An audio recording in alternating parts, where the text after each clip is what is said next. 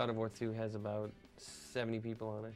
We got a pretty big team. Each department within the game development process has their own lead. And each week we have leads meetings kind of discussing specifics of what's going on. I will jump right in with Charlie's updates. Great, okay. This title, Visual Development Director, is really kind of something that we wanted to test out because we really didn't have anything like this in our production pipeline. I really wanted to get all the visual development guys together because before there wasn't a lot of collaboration. We represent the whole minority group here. Yeah.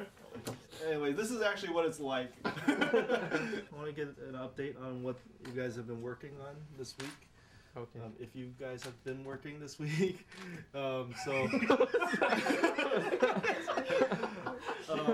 don't we start on this side? Eric, do you want to just kind of run through some of the stuff that you've been working on? All right. This is the great Titan Oceanus concept that we've been working on. It's about camaraderie, I think, with the people that I work with. They constantly push me, and hopefully I push them.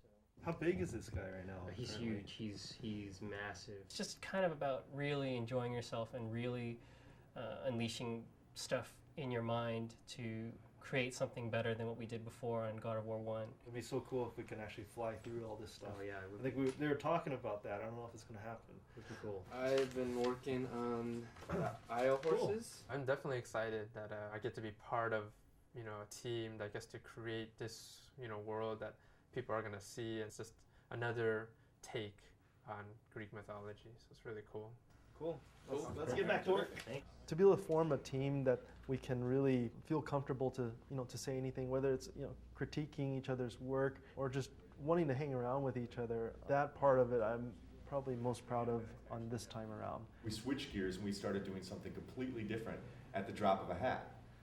And that happens all the time. My job is primarily managing the production side, the art, the content that actually goes into the game. And Charlie works to develop the content that we end up creating on paper first. The art group is comprised a number of different teams. There's the animators, there's cinematic animators, tech artists who basically do everything from create rigs for characters to create scripts to help environment artists model faster. Then we have environment artists, and we have character artists, and we have effects artists. It's going to be tweakable as well. Programmers are implementing features and making tools for the artists and the designers, for that matter, to use. We don't write the game for them. We write the tools which they use to make the game themselves. And we've had enormously good results from doing this. We find that the artists are much better positioned to use all this cool stuff than programmers are. That's great, that's by design, but... My job here entails managing the level design team, making sure they're on task and on track. Level design is a lot about coming up with the puzzles and the layout and the pacing of an area and coming up with the themes and how they integrate with the story.